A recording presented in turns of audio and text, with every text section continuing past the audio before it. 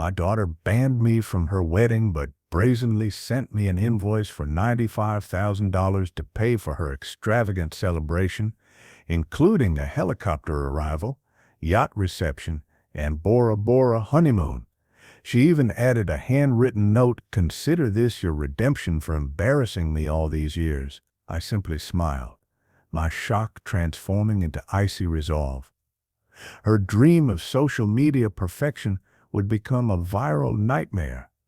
Before we continue, please subscribe to the channel and let us know where you're listening from in the comments. The FedEx envelope arrived on a Tuesday morning in October, its weight substantial enough to make the delivery driver comment, "Heavy one, Mr. Ashford.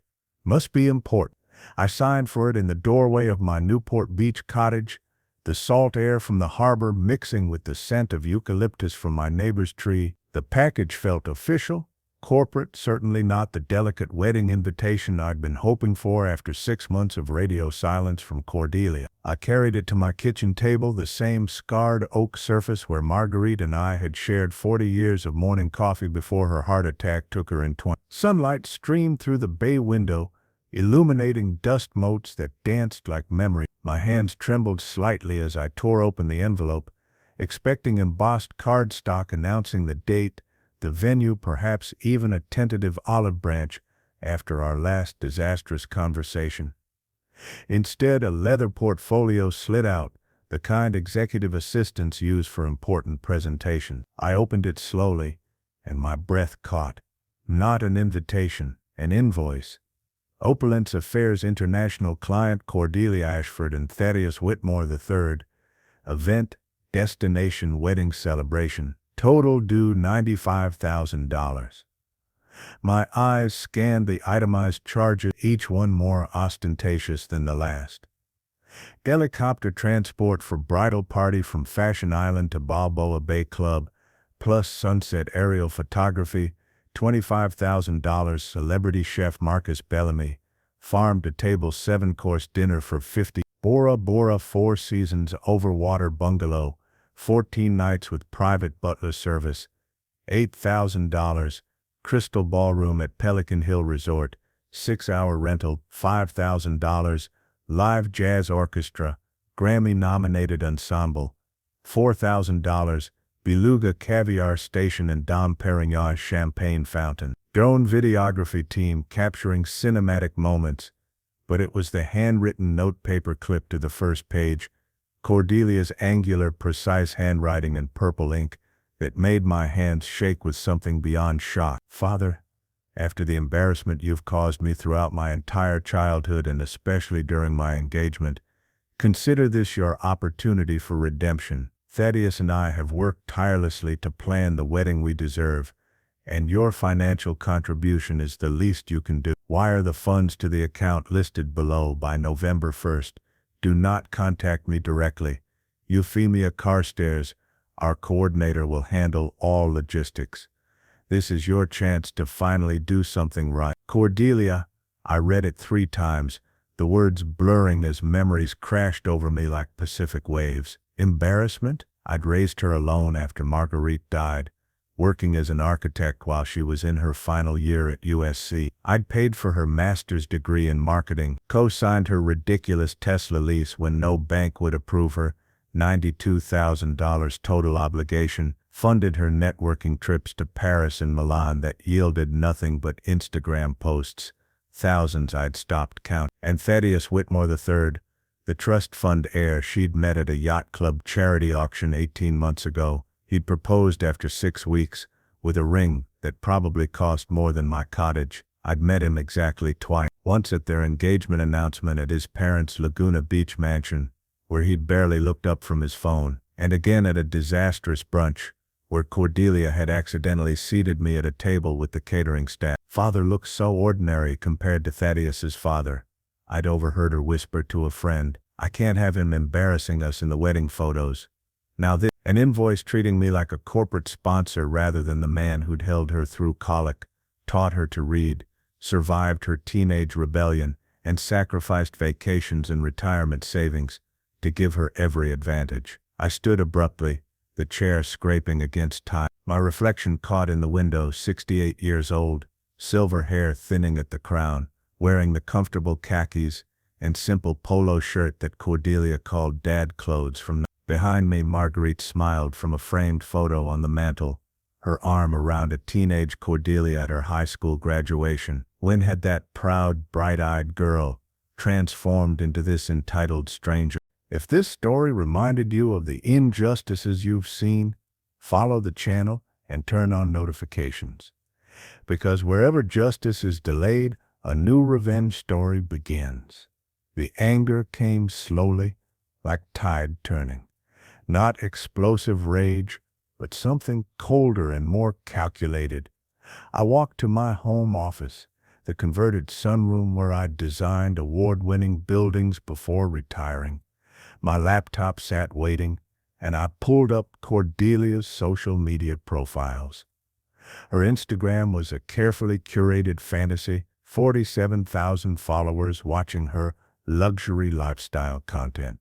Posts about the wedding preparations had been flooding her feed for months. Saying yes to the dress, can't wait to marry my prince. Helicopter entrance is everything, this wedding will break the internet. The comments were a chorus of envy and admiration. But I noticed something else. The desperate quality to her captions.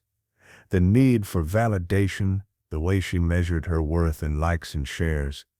I pulled up the contact information for Euphemia Carstairs, the coordinator's elegant website showcasing Newport Beach's elite events. A plan began forming, cold and precise as any architectural blueprint I'd ever drawn. My phone buzzed. A text from Barnaby Fallsworth, one of my former architecture students who'd become a tech entrepreneur. We'd stayed in touch over the years. He credited me with teaching him to see patterns and systems. Mr. A saw Cora's wedding posts. That helicopter thing is insane. You going? I stared at his message, then typed back, not invited. But I have a project that needs your particular skills. Coffee tomorrow. His reply came instantly, always. The usual spot at 9. I set the phone down and looked at the invoice again. $95,000 for a wedding I wasn't invited to. For a daughter who saw me as an embarrassment rather than the foundation of everything she had. Marguerite's voice echoed from memory, something she'd said a week before her death during one of our last lucid conversations. Cornelius, you give too much. Cordelia's brilliant but hollow. If we're not careful, she'll mistake price tags for values. I dismissed it then as pessimism from a dying woman. Now I saw it as prophecy. The October sunlight shifted, casting long shadows across the invoice. I picked up a red pen, the same one I used to mark architectural errors, and wrote across Cordelia's note in bold letters, "Invoice rejected, dignity, not for sale." Then I pulled out my phone and started making calls. If Cordelia wanted a wedding that would break the internet, I'd make sure it did, just not the way she'd planned. The next morning, I arrived at our usual coffee shop, a modest place in Corona del Mar, far from the pretentious Fashion Island cafes Cordelia frequented. Barnaby was already there, his laptop open, fingers flying across the keyboard. At 35, he'd sold his first tech startup for 8 figures, but still dressed like a grad student, hoodie, jeans, perpetually messy hair. Mr. A, he stood to shake my hand, his enthusiasm genuine. You look like you're planning something interesting. I know that architect face, you're designing something, but not a building. I slid into the booth across from him, ordering black coffee from the waitress. How much do you know about social media algorithms, wedding planning platforms, and digital payment systems? His eyes lit up with curiosity, enough to get into trouble. What are we building? I pulled out the invoice and Cordelia's note, sliding them across the table. His expression shifted from amusement to shock, to anger, as he read, "She sent you a bill and banned you from the wedding." He looked up, his tech bro casualness replaced by genuine outrage. That's sociopathic. She learned to value appearance over substance, I said quietly. My late wife warned me. I didn't listen. Now I'm going to teach her what happens when you treat people like a... Barnaby leaned back, studying me with the same intensity he'd shown in my advanced design class 15 years ago. What's the play? I'm assuming we're not just refusing to pay. Refusing is step one. I pulled out my own laptop, opening files I'd prepared the night before. Step two is understanding her vulnerability. Cordelia's entire identity is wrapped up in this wedding going perfectly. She's been posting about it for months, building anticipation with her followers, the helicopter arrival, the celebrity chef, the most Instagram-worthy wedding of the season. So if it collapses publicly, Barnaby's grin turned sharp. Maximum embarrassment for someone who weaponizes embarrassment. Exactly, but I need intelligence first. Euphemia Carstairs, the wedding coordinator, she's the key. If I can get to her, understand the contracts, the vendor relationships, the dependency. Barnaby was already typing. Give me 2 hours. I can map her entire business network, find the pressure points, maybe even access the planning documents if they're stored on cloud platforms with weak security. Is that legal? Is sending your father a bill for $95,000 after banning him from your wedding ethical? He raised an eyebrow. We're gathering information, Mr. A. What we do with it is up to you. I sipped my coffee, feeling the warmth spread through me, not just from the caffeine, but from having an ally who understood both the technical and emotional dimensions of what I was attempting. Tell me about your relationship with Cora, Barnaby said gently. I remember her from when she'd visit your office during summers. She was, 17? Ambitious even then. The memory surfaced unbidden. Cordelia at 17, sulking because I'd refused to buy her a car for graduation. All my friends have BMWs, Dad. You're so cheap. Marguerite had overheard and grounded her for a week. She'd accused us both of holding her back from the life she deserved. She was always status conscious, I admitted. But after Marguerite died, it got worse. She started following these influencer accounts, obsessing over luxury brands, measuring her worth in designer labels and exotic locations. Her relationship with Thaddeus isn't about love. It's about access to the lifestyle she thinks she deserves. And the embarrassment she mentioned in the note, I laughed bitterly. Last Christmas, she invited me to a holiday party at Thaddeus's parents' estate. I wore a simple blazer, professional, appropriate. Apparently it wasn't Armani or Gucci, so she introduced me to guests as my father, the retired architect, with this apologetic tone, like I was the help. Later, she cornered me in the library. Dad, you're making me look poor. Can't you at least try to fit in? Barnaby's jaw tightened. That's when you should have walked out. I should have, I agreed. But I kept hoping she'd remember who raised her, who paid for everything she has, who taught her that character matters more than clothes. Well, Barnaby said, closing his laptop with a definitive click, sounds like it's time for a lesson in consequences. Give me until this evening. I'll have a complete dossier on Euphemia Carstairs, the venue contracts, the vendor schedules, everything we need to understand the architecture of this disaster waiting to happen. Architecture of disaster, I repeated. I like that. As I stood to leave, Barnaby caught my arm. Mr. A.R., are you sure about this? Once we start, there's no going back. Cora might never forgive you. I thought about the invoice, the dismissive note, the years of taking me for granted. Barnaby, I've already lost my daughter. She replaced me with a price tag the moment she sent that bill. Now I'm just deciding what her lesson costs. He nodded slowly. Then let's make it expensive. That evening, my phone buzzed with an encrypted message from Barnaby. I opened it to find a comprehensive document that would have made any intelligence analyst proud. Operation Wedding Bell Blues.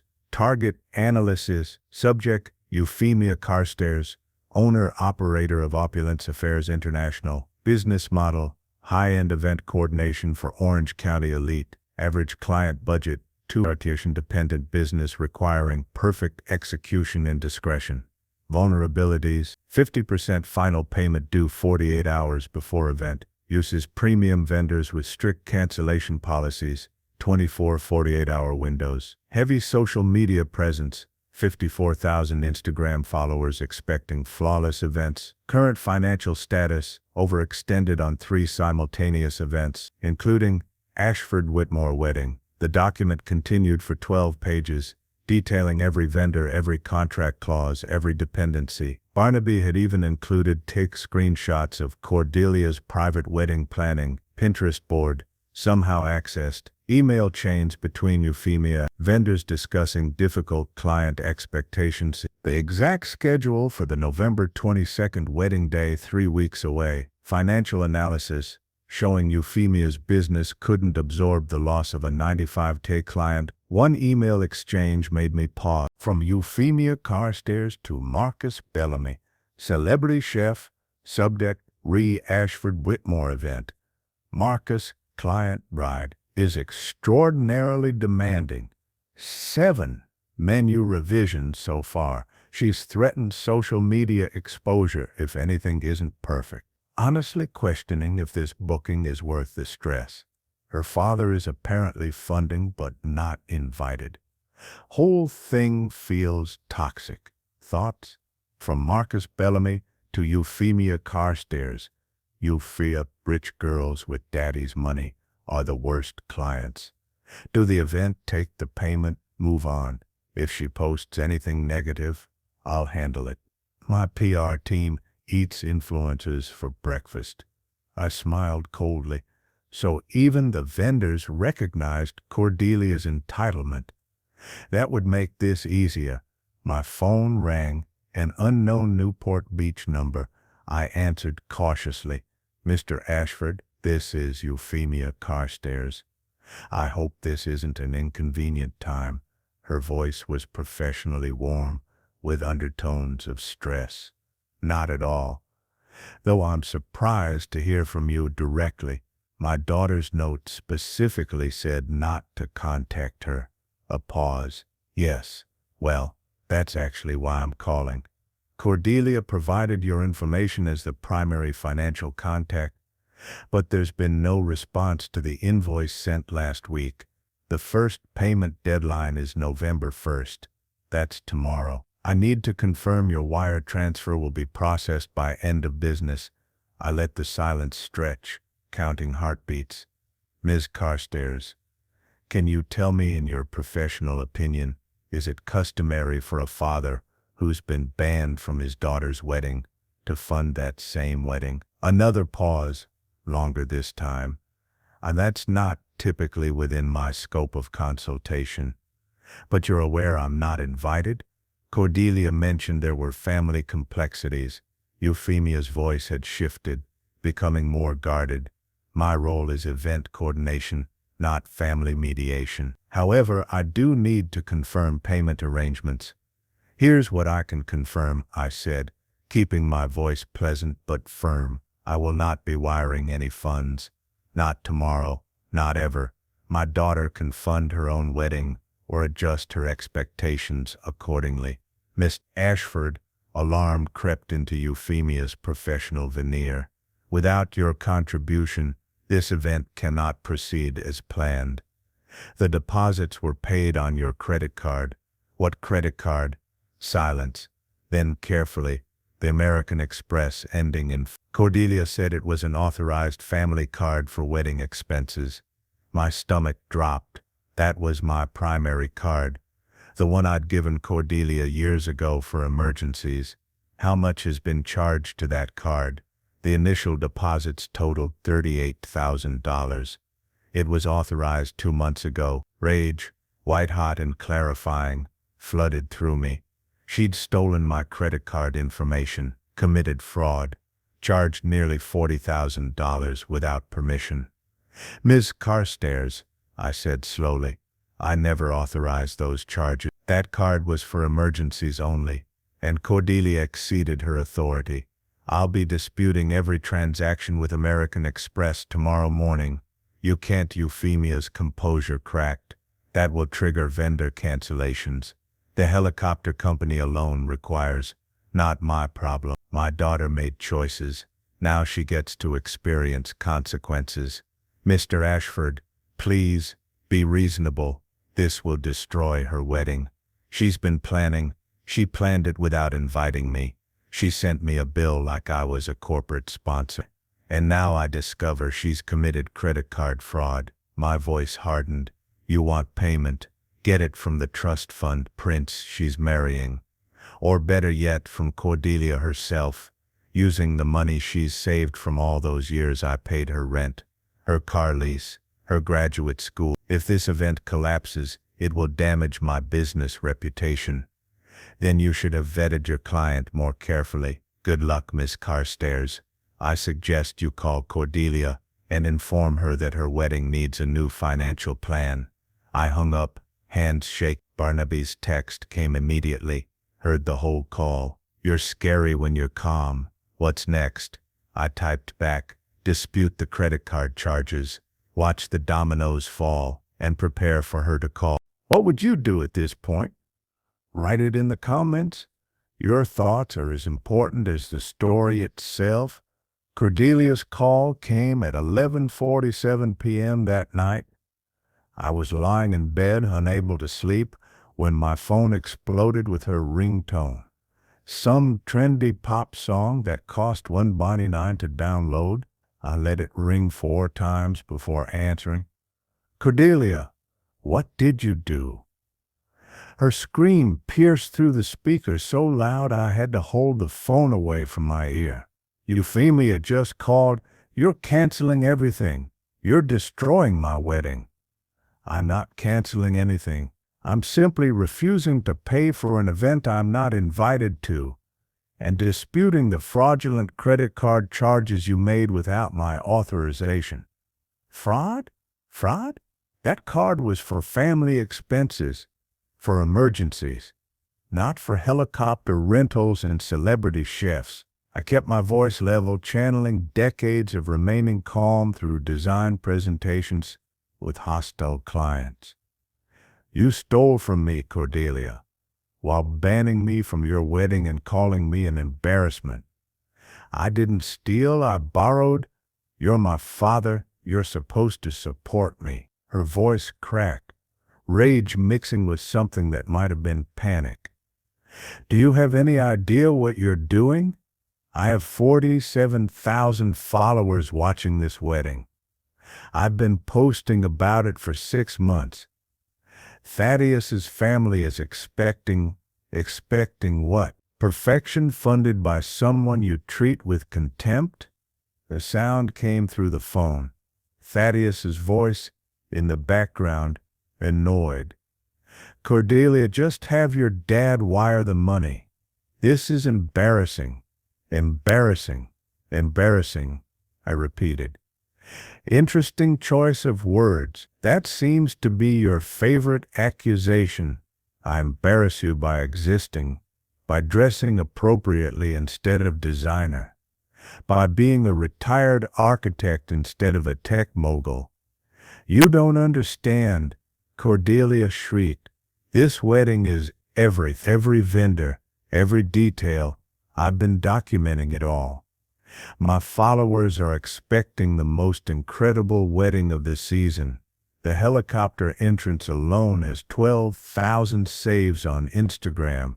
If this falls apart, then you'll experience the same humiliation you've subjected me to for years. My calmness seemed to enrage her further.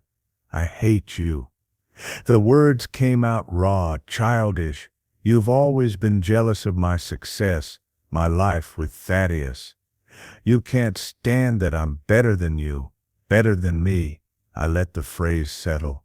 Cordelia, you're 29 years old. You've never held a job longer than 6 months. You've never paid your own rent. The luxury lifestyle you showcase on Instagram, I funded every bit of it. The Tesla lease, the European trips, your graduate degree you've never used. And instead of gratitude, I get an invoice and a ban from my only child's wedding. Silence, then quieter but laced with venom. If you don't wire that money by tomorrow, I will never speak to you again. You haven't really spoken to me since your mother died. You've demanded, accused, taken, but talk. No, darling. We stopped talking years ago. Fine. Her voice went ice cold. Then I hope you're happy being alone, because after this, you're dead to me. The line disconnected. I sat in the darkness of my bedroom, Marguerite's antique clock ticking on the nightstand, a sound that had comforted me through difficult nights since her death. Barnaby's text glowed. That sounded rough. You okay? I typed back. Better than I've been in years. Status update tomorrow morning. But sleep wouldn't come. I kept replaying Cordelia's words, searching for any hint of the daughter I'd raised, the girl who'd cried when we found an injured bird in the backyard and nursed it for weeks, who'd defended a bullied classmate in middle school, who'd written me a Father's Day card at 18 that said, "Thank you for teaching me that strength is quiet and love is patient." Where had that girl gone? The next morning, I called American Express at exactly 8 a.m. when their fraud department opened. The representative, a professional man named Derek, listened patiently as I explained the unauthorized charges. "Mr. Ashford, I'm showing $38,000 in charges to Opulence Affairs International, a helicopter charter service in Pelican Hill Resort. You're stating these were made without your knowledge or consent. My daughter had the card for emergencies only. She exceeded her authority and used it to fund her wedding, a wedding I'm not even invited." Derek's typing paused. "I'm sorry, did you say your daughter charged her wedding to your card without inviting you?" "Correct. She then sent me an invoice demanding an additional $5. That's—" Derek's professional composure cracked slightly. "That's one of the most brazen cases I've heard. Let me escalate this to our fraud investigation team. These charges will be reversed immediately pending investigation. You should see the credits within 72 hours. What happens to the vendors who were already paid? They'll receive chargeback notifications. If they want to pursue payment, they'll need to collect from the person who made the charges, your daughter." After hanging up, I texted Barnaby, "Charges disputed. Credits processing. Now what?" His response, "Now we watch the chaos. I'm monitoring Cordelia's social media and vendor communication channels. Want me to compile a highlight reel? Please." Within 3 hours, Barnaby sent me a video compilation he'd assembled from various sources: Cordelia's Instagram stories, vendor email chains he'd accessed, and even audio from what appeared to be a panicked conference call. The video opened with Cordelia's Instagram story from that morning, her face perfectly made up, sitting in what looked like Thaddeus's penthouse apartment. "Good morning, loves. Just 3 weeks until the wedding of the century. Last night we had a tiny hiccup with some vendor payments, but nothing my incredible coordinator Euphemia can't handle. Everything is perfect and on track. Can't wait to share this journey with you. Wedding countdown, luxury bride, helicopter wedding."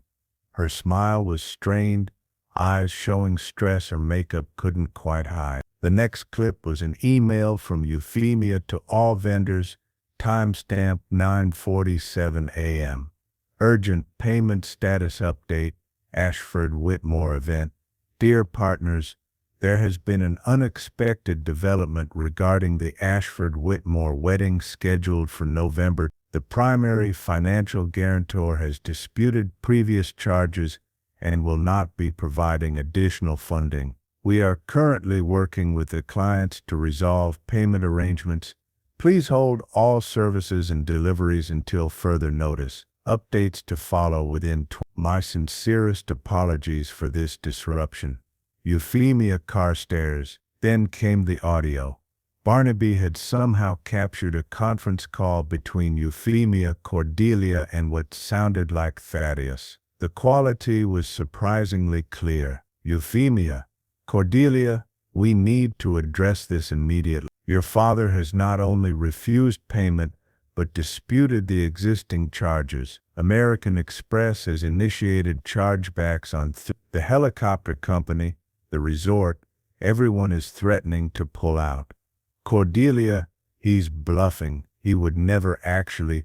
Euphemia, he's not bluffing. I received confirmation from Amex this morning. The vendors have 72 hours to return the deposits or fight the chargebacks, which none of them will do because they'll lose. Thaddeus in background, this is ridiculous. Cordelia, just pay it yourself. Cordelia, with what money tab? My marketing consulting barely covers my Thaddeus. The consulting you do for 2 hours a week? Come on, call your dad, apologize or whatever. Cordelia, I am not apologizing to him. He's doing this because he's jealous and bitter. And Euphemia, Cordelia, I don't care about the family drama. I care about whether this event can proceed. Do you have $95,000 to cover costs? Silence. Thaddeus. Euphemia, what if we scaled back? Smaller venue, no helicopter, standard catering. Euphemia, that would require canceling and rebooking everything within 3 weeks. The premium vendors I've secured are booked solid through December. You'd be looking at community center level options at this point. Cordelia, voice breaking. I can't. I've been posting about this for months. Everyone is expecting. The helicopter entrance alone has Euphemia. Then you need to find $95,000, because without it there is no wedding as planned.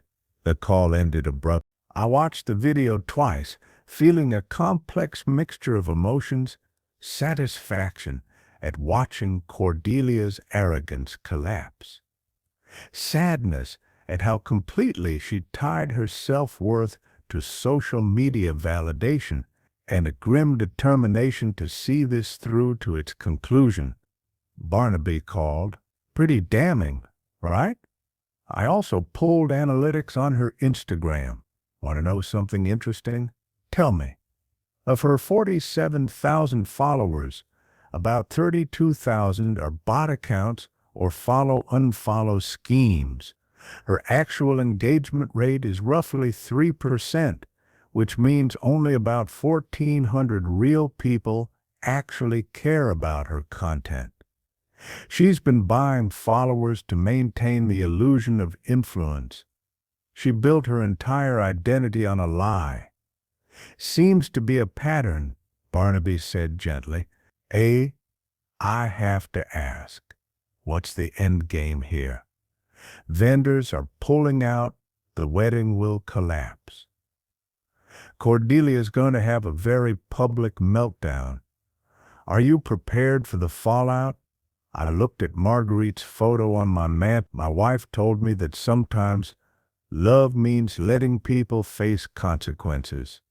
I didn't understand then, but if I keep enabling her delusions, I'm not helping her. I'm destroying her. Even if she hates you for it, she already hates me. At least this way she might learn something. The next 48 hours brought an avalanche of developments. Barnaby sent me updates in real time along with screenshots and recordings that painted a picture of complete systemic collapse. Day 2, Wednesday morning, Cordelia posted on Instagram having to make some last-minute changes to the wedding because of family drama, but everything will still be perfect. Sometimes toxic people try to sabotage your happiness. Stay strong. Wedding planning, overcoming obstacles. The comments were split. Half supportive.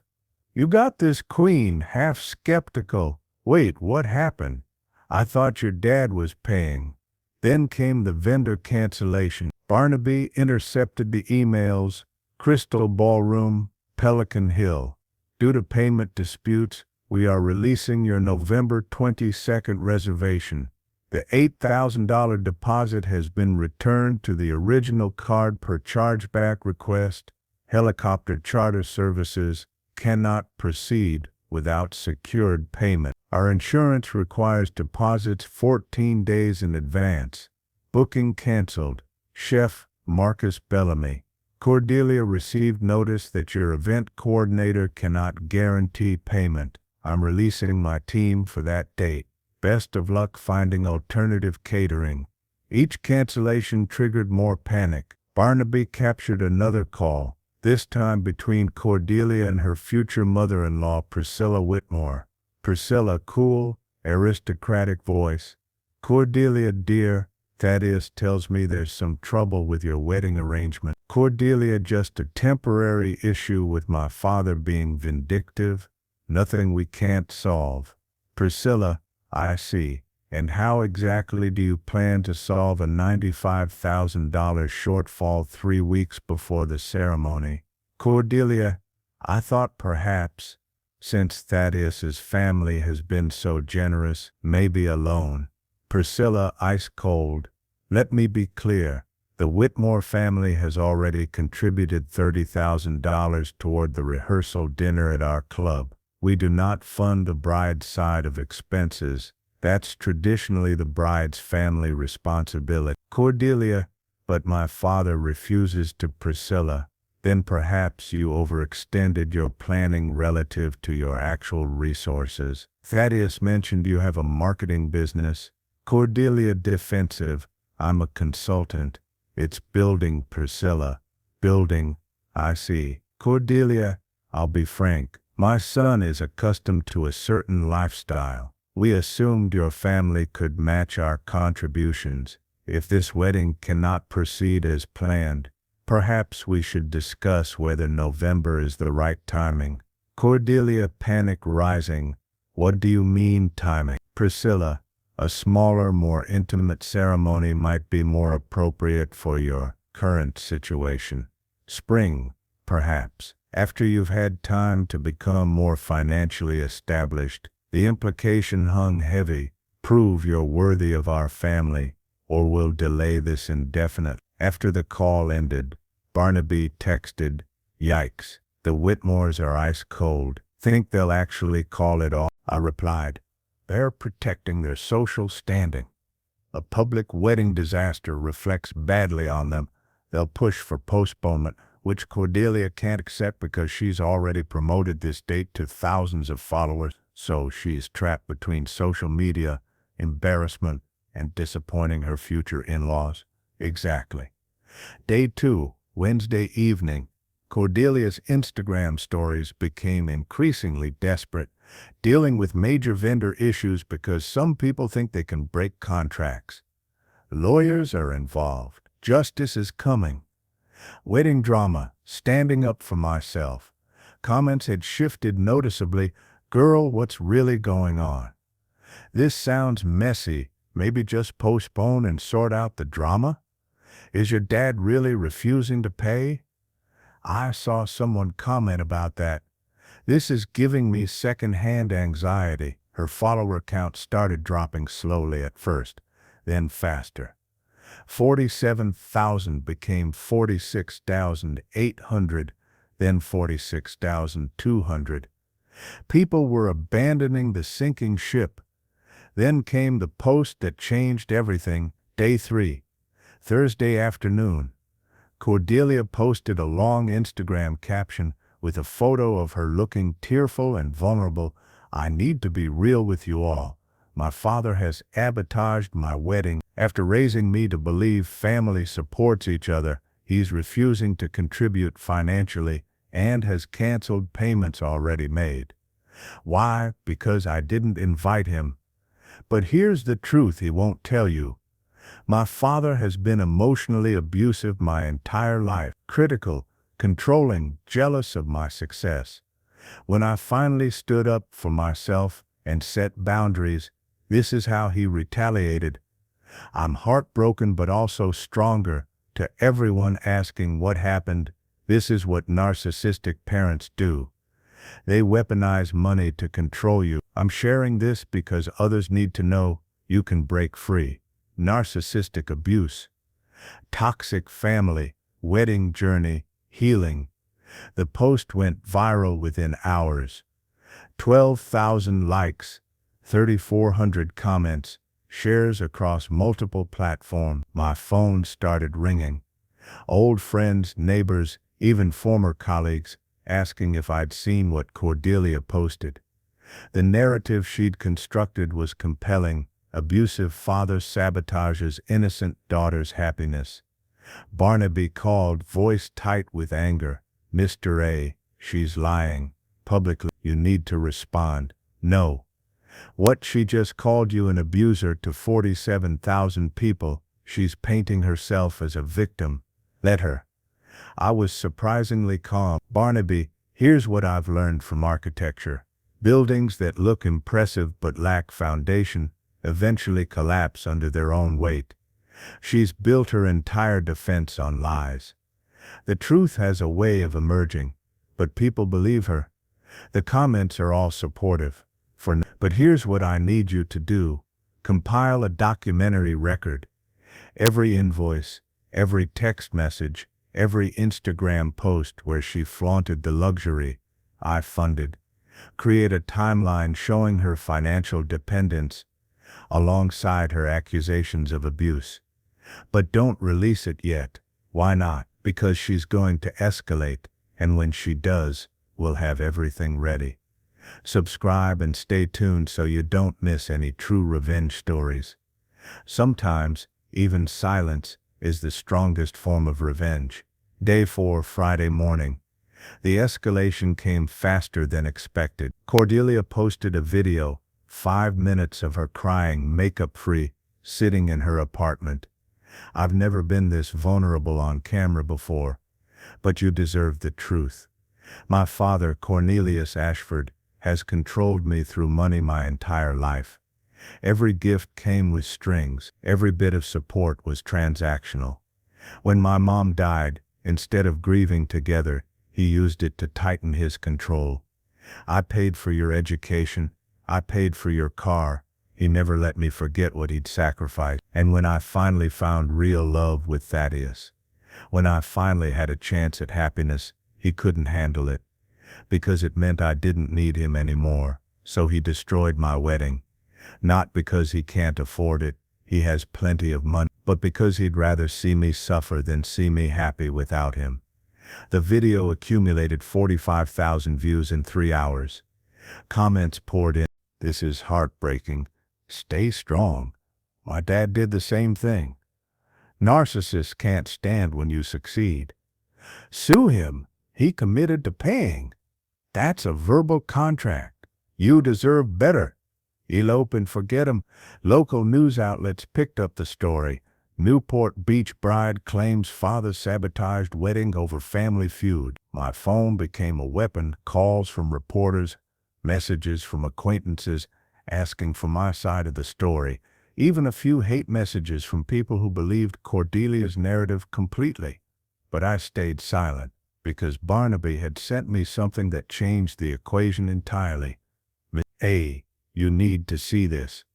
Remember how I've been monitoring all the wedding planning communications?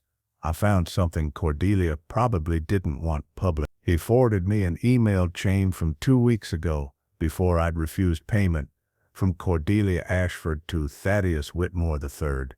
Subject, the father problem. Tad, we need to seriously discuss the wedding guest list. I know we agreed to keep it intimate, but I absolutely cannot have my father there. I've explained before, he's an embarrassment. His clothes, his house, his entire existence screams middle class. Your parents' friends are expecting a certain caliber of event, and having him there answering questions about his career as an architect, like that's impressive compared to your family's portfolio, will tank the whole vibe. Plus, he'll definitely cry during the ceremony and make everything about his grief over mom dying. He's so manipulative. If we invite him, he'll ruin it. But here's the genius part. We still need him to pay. So I'm sending him the invoice with a note about contributing, but not actually inviting him. He's so desperate for my approval, he'll probably do it just to feel included. And if he pushes back, I'll threaten to cut contact entirely. He's weak like that. Trust me, this works perfectly. We get his money, maintain the aesthetic, and I don't have to deal with his trauma dumping at my wedding. Love you, suck. From Thaddeus Whitmore III to Cordelia Ashford, smart. My mom will appreciate you thinking ahead about And yeah, if your dad's paying for it anyway, might as well exclude the drama. Let me know if you need me to back you up on the boundaries thing. I read the email 3 times, each pass igniting a different emotion. First hurt, seeing my daughter describe me as an embarrassment in writing. Then fury at the calculated manipulation. Finally, cold satisfaction. This was the evidence that demolished her victim narrative completely. Barnaby, I called him immediately. How did you get this? Cordelia's email security is laughable. She uses the same password for everything. Her cat's name plus, I found this in her sent folder from her personal Gmail. It's dated October 8th, before any of this drama started. Can we verify it's authentic? If we release this, she'll claim it's fake. Already done. I have metadata, routing information, even her IP address at the time she sent it. This is ironclad authentic. The question is, what do you want to do with it?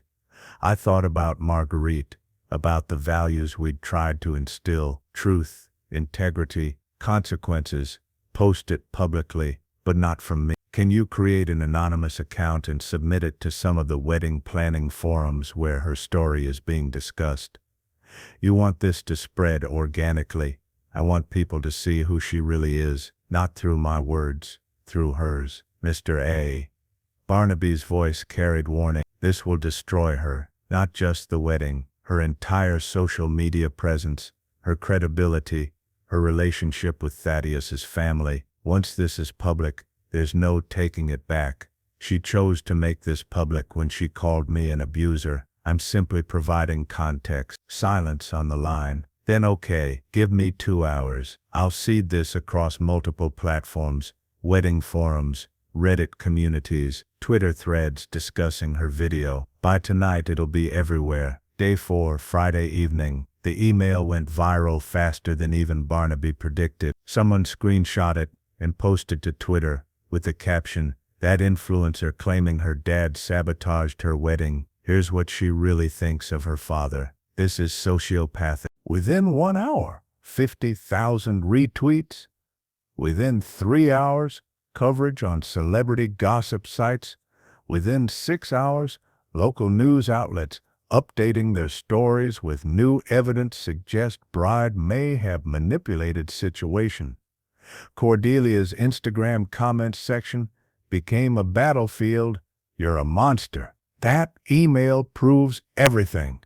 So your dad was never abusive? You just think he's embarrassing? That's disgusting. I just unfollowed. Can't support someone who treats their parent like an ATM while calling them abusive. The Whitmore family must be mortified. This is what happens when you chase clout instead of being a decent person. Her follower count plummeted 46,000, 4,500, 42,000, dropping by the hour. Then came the responses from people who knew us both.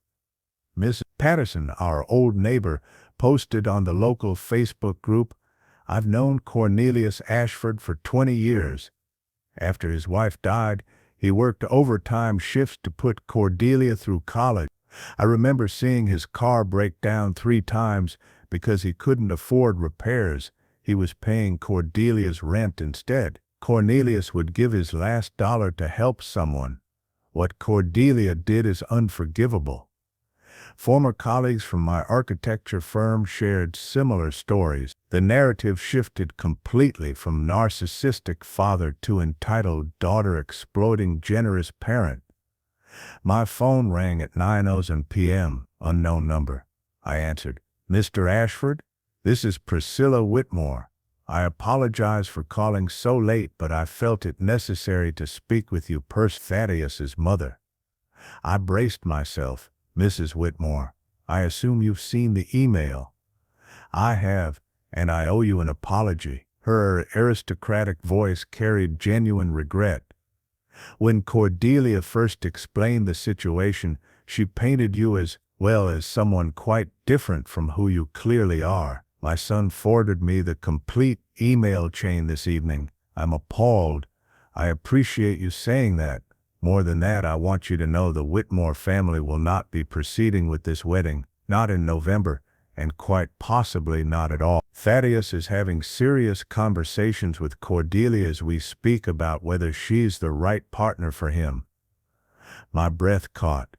Mrs. Whitmore, I never intended you intended to stop being exploited. That's admirable, not vindictive. She paused. My husband and I have standards for who joins our family. Character matters more than appearance. Cordelia has shown us her character quite clearly. After we hung up, I sat in my kitchen, the reality settling over me. I'd won, completely and devastatingly. The wedding would collapse. Cordelia's social media presence was destroyed. Her relationship was crumbling. But as Marguerite's photo watched from the mantel, I wondered, had I taught her a lesson, or simply broken what remained of our relationship beyond any hope of repair? Day 5, Saturday. The call came at Cordelia's name on my screen. I almost didn't answer, but something made me reach for the phone. Hello? Sobbing, raw, gasping sobs that sounded like they'd been building for hours. Cordelia? Dad. The word came out broken. Dad, I'm so sorry. I'm so sorry. I sat up in bed, turning on the lamp. Where are you? Are you safe? I'm at the apartment. Tad left, he said. More sobbing, he said. He can't marry someone who treats their father like I treated you. His parents won't allow it. The wedding's canceled. Everything's canceled. My Instagram is full of people calling me terrible things. I lost 10,000 followers today. My consulting clients are dropping me because they saw the email. Dad, I've lost everything. Part of me wanted to say, good, you deserve this. But listening to my daughter cry, I heard echoes of when she was 6 years old and fell off her bike, calling for me to make it better. Cordelia, listen to me. Are you alone right now? Yes. Tad took his things and left. He said his mother told him, I'm not Whitmore material. Her voice cracked on the last words. Dad, I don't know what to do. I can't afford this apartment without him. I can't face anyone after that email. I want to disappear. The last sentence sent ice through my veins. Cordelia, are you thinking about hurting yourself? I don't know. Maybe? Everyone hates me. You probably hate me. I deserve to be hated. I was already pulling on clothes, grabbing my car keys. Stay on the phone with me. I'm coming to get you right now. Do you hear me? I'm 20 minutes away. Stay on the line. You're coming? After everything I did? You're my daughter. I'm always going to come. I backed out of my driveway, phone on speaker. Keep talking to me. Tell me what you're feeling. For 20 minutes she talked, rambling, incoherent confessions about how empty her life had become, how she'd built everything on lies and Instagram validation, how she'd pushed away everyone who genuinely cared about her. I thought if I could just have the perfect wedding, the perfect life, people would finally see me as successful, as worthy. But I'm not, Dad. I'm a fraud. The followers were fake. The consulting business barely exists. Even Tad, I think he only proposed because I fit the image he wanted, not because he loved me. I pulled into the parking garage of her building. I'm here. I'm coming up. Don't hang up. Her apartment door was unlocked. I found her on the couch, still in pajamas, mascara streaked down her face, phone clutched in her hand. The space was a mess. Wedding planning binders torn apart, photos ripped off mood boards, her wedding dress hanging on the door like a ghost. Dad, she looked up at me with swollen eyes. I'm so sorry. I'm so fucking sorry. I sat beside her and pulled her into my arms. The first hug we'd shared in over a year. She collapsed against me, sobbing like the child she'd once been. I know you are, I whispered.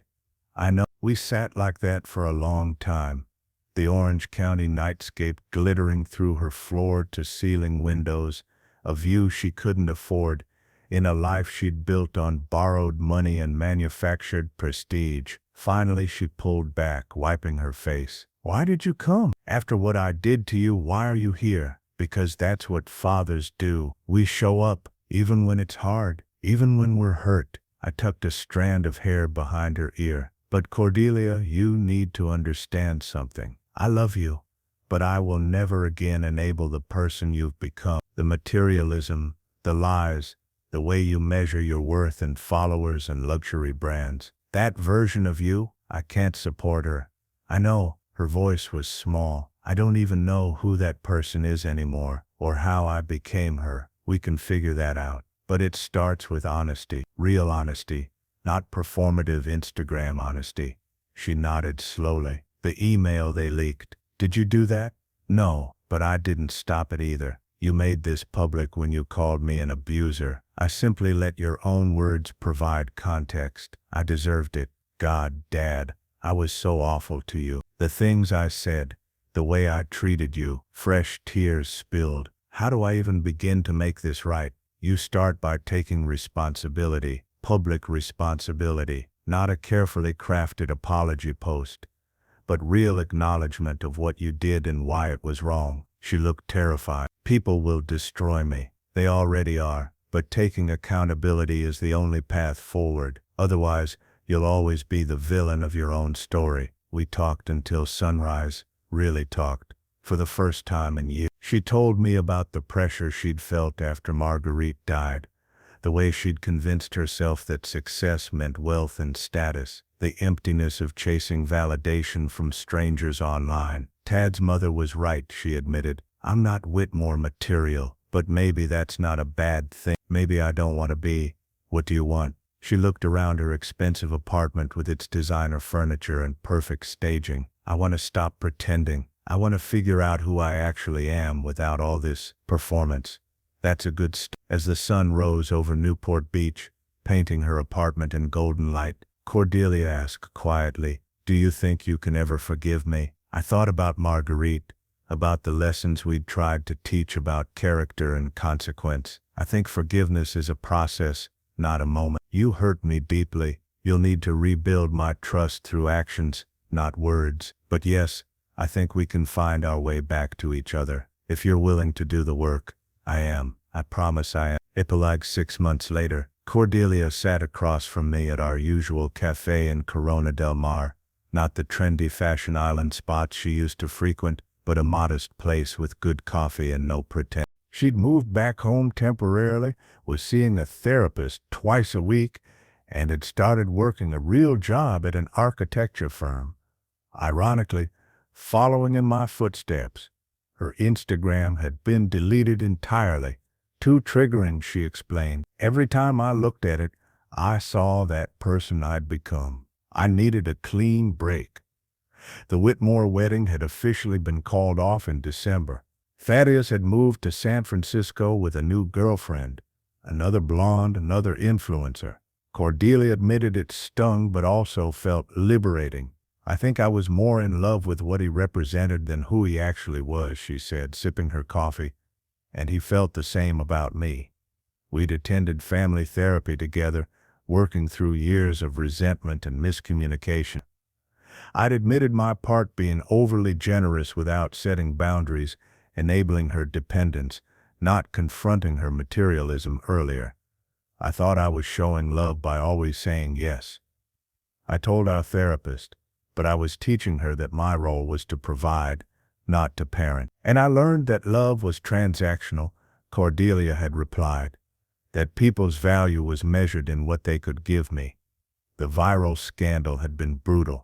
For months she couldn't walk through Newport Beach without whispers and stares. But gradually, as she took genuine accountability, writing a blog post acknowledging her mistakes, donating to financial abuse prevention charities, speaking honestly about social media toxicity, some people softened.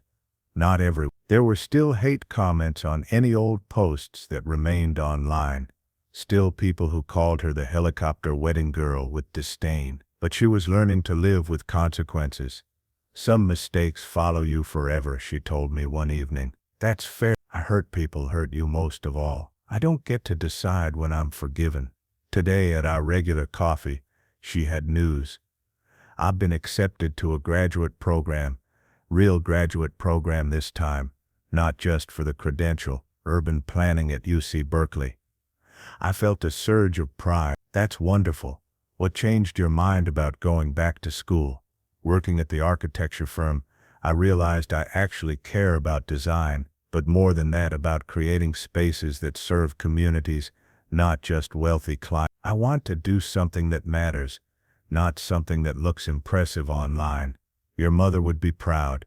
She smiled sadly. I wish I'd figured this out when she was alive. I wasted so much time chasing the wrong things.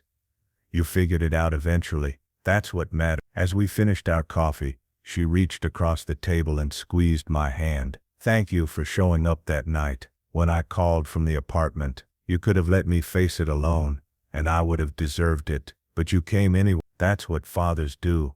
I repeated the words from that night. We show up. Walking back to my car, I thought about Marguerite's warning from years ago. Cordelia's brilliant but hollow. If we're not careful, she'll mistake price tags for values. But she'd also believed people could change, could learn, could rebuild themselves from mistakes. Watching Cordelia walk toward her own car, a used Honda, not a leased Tesla, I saw someone finally doing that work. The wedding that never happened had cost her almost everything: her relationship, her social media presence, her reputation, her illusions about herself. But maybe, in losing everything, she'd finally found something real. As for me, I'd learned that love sometimes requires letting people face consequences, even when every instinct screams to rescue them. That boundaries aren't punishment, they're protection. And that the parent-child relationship isn't about funding dreams, but about teaching values that survive when the money runs out. My phone buzzed. A text from Barnaby. Coffee next week. Want to hear how Cordelia's doing? And I have a new project that needs your architectural eye. I smiled and replied, absolutely. Same place Tuesday at 9. It's a date. Proud of you both, by the way. Takes guts to rebuild. Driving home along the Pacific Coast Highway, I thought about the invoice that had started everything. $95,000 for a wedding that would have celebrated appearances over substance. Instead, that money stayed in my account. A reminder that sometimes the best gift you can give your child isn't funding their dreams, but teaching them to build lives they don't need to escape from. And maybe, just maybe, Cordelia and I were finally learning to build something real together. Not perfect, not Instagram worthy, but genuine, flawed, and worth more than any helicopter entrance could ever be. Thank you for watching. If this story showed you a different face of justice, like the video and share your thoughts in the comments. See you in the next revenge story.